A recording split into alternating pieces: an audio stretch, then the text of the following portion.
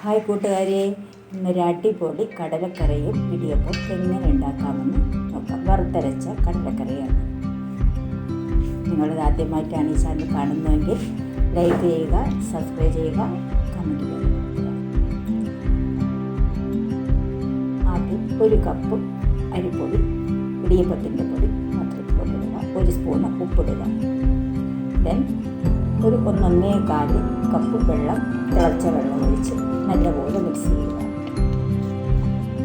നല്ലപോലെ മിക്സാക്കിയതിന് ശേഷം 1 സ്പൂൺ എണ്ണ, നല്ലെണ്ണ, എണ്ണ ആയാലും മതി. 1 സ്പൂൺ പഞ്ചസാര അത് ചേർത്ത് നല്ലപോലെ മിക്സാക്കി ഒരു 5 മിനിറ്റ് റെസ്റ്റ് ചെയ്യാൻ വെച്ചിട്ട് പിന്നീട് അതിനെ നല്ലപോലെ മിക്സ് ചെയ്ത് വയ്ക്കുക. പിന്നെ 1 കപ്പ് തേങ്ങ എടുക്കുക. ചിരകിയ തേങ്ങ ചൂട് കട്ടിയുള്ളൊരു ചീനച്ചട്ടി എടുത്ത് ഈ 1 കപ്പ് തേങ്ങ അതിലോട്ടിട്ട് നല്ലപോലെ ചുവട്ട് വറുത്തെടുക്കുക. നല്ല മൂപ്പിച്ച് വറുക്കുക. അതിലൊരു അരമുറി സവാളയും കൂടി ചേർക്കുക. കറിവേപ്പില ഇടുക. നല്ലപോലെ മൂത്ത് വറുത്തതിന് ശേഷം ഈ മസാല ചേർക്കുക. ഈ ശകലം കൂടി ലൈറ്റ് ബ്രൗൺ ആകുന്നത് വരെ വറുക്കുക. 1/2 ടീസ്പൂൺ മഞ്ഞൾപ്പൊടി ചേർക്കുക. അത് മിക്സ് ചെയ്യുക.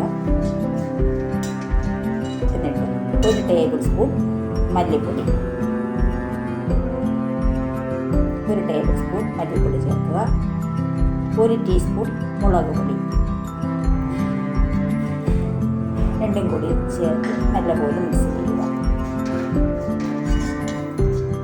1 ടീസ്പൂൺ മുളക് പൊടി ചേർത്ത് നല്ലപോലെ മിക്സ് ചെയ്ത് മൂപ്പിക്കുക.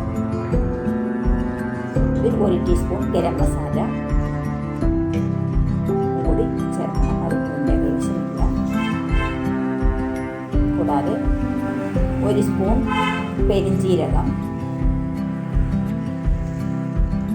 ചേർക്കുക. 1 സ്പൂൺ ജീരകം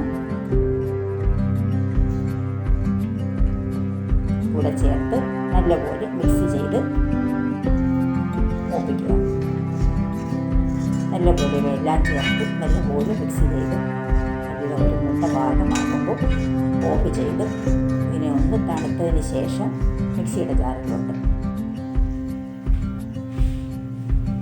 ജാറിലോട്ട് ട്രാൻസ്ഫർ ചെയ്തിട്ട് പിന്നെ നല്ലപോലെ പേസ്റ്റാക്കി മാറ്റി വയ്ക്കുക.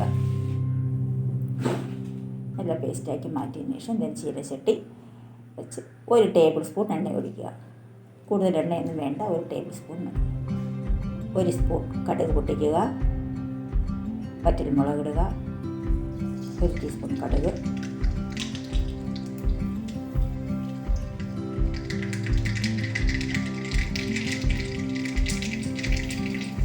കടുക് പൊട്ടിയതിന് ശേഷം 1 വറ്റൽമുളക്,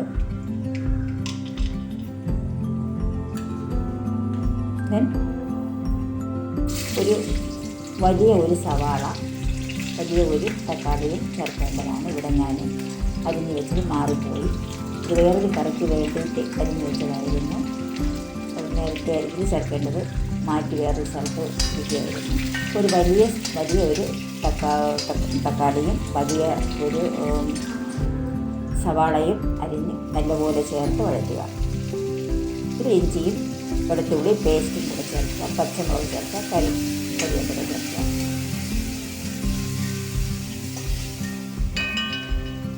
കറിവേപ്പില എല്ലാം ചേർത്ത് നല്ലപോലെ മിക്സ് ആയതിന് ശേഷം വേവിച്ച കടല ചേർത്ത് കൊടുക്കുക. ഇതിൽ ശകലം മഞ്ഞൾപ്പൊടിയും ഉപ്പും നികത്ത വെള്ളവും ഒഴിച്ച് ഒരു 4-5 സീറ്റി കേട്ട് വേവിച്ച് വെച്ചിരിക്കുന്ന കടല ചേർത്ത് മിക്സ് ചെയ്യുക.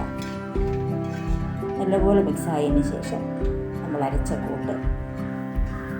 വെച്ചിരിക്കുന്ന കൂട്ട് ഇതിലോട്ട് ചേർക്കാവുന്നതാണ്. അരച്ച് വെച്ചിരിക്കുന്ന കൂട്ട് ഇതിൽ ചേർത്ത് നല്ലപോലെ മിക്സ് ചെയ്ത് പാകത്തിന് വെള്ളവും ചേർത്ത് മിക്സ് ചെയ്ത് തിളപ്പിക്കുക. അടച്ച് വെച്ച് തിളപ്പിക്കുക. 1 സ്പൂൺ ഉപ്പും കൂടി ചേർത്ത്, ഉപ്പ് പാകത്തിന് ഉപ്പ് ചേർത്ത് വെള്ളവും പാകത്തിന് ചേർത്ത്, ആവശ്യത്തിന് വെള്ളവും ചേർത്ത് അടച്ചു വെച്ച് തിള വരുന്നവരെ വെച്ചതിന് ശേഷം സിമ്മിലാക്കി ഒരു 5 മിനിറ്റ് പാത്രഭാഗം വെച്ച് കറി ഓഫ് ചെയ്യുക. തിള വന്നു ഇനി അടച്ച് വെച്ച് സിമ്മിൽ വെച്ച് പാത്രഭാഗമാക്കി എടുക്കുക. ഒരു 5 മിനിറ്റ് പാത്രഭാഗത്തിൽ വയ്ക്കുമ്പോൾ കറി ആക്കി. ഇനി ഇഡലിത്തട്ടിലോട്ട് തേങ്ങ ഇടുക. ഓരോ ഉരുളകളാക്കിയെടുത്ത് സേവനാഴിയിലോട്ട് മാവ് നിറച്ചതിന് ശേഷം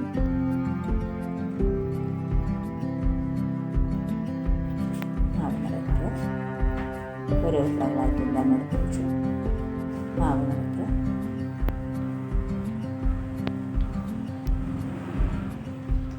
നല്ലപോലെ മുടി കൊണ്ട് ടൈറ്റ് ചെയ്തതിന് ശേഷം ഇതിലോട്ട് സ്ക്വീസ് ചെയ്യുക. ഇതെല്ലാം നിറച്ചതിന് ശേഷം ഇഡലി പാത്രത്തിനകത്ത് വെച്ച് 10 മിനിറ്റ് ആവിയിൽ വേവിക്കുക.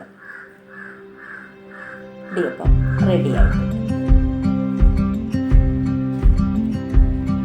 നല്ല അടിപൊളി ഇടിയപ്പം, നല്ല കടലക്കറി, വറുത്തരച്ച കടലക്കറി സെറ്റായിട്ടുണ്ട്. നല്ല കളർ, കൂടുതൽ മുളക് പൊടിയൊന്നും ഇട്ട് കുളമാക്കാതെ, വലിയ കളർഫുള്ളാക്കാതെ ഈ ഒരു കളറിലൊക്കെയാണ് ബ്രേക്ക്ഫാസ്റ്റ് നല്ലത്.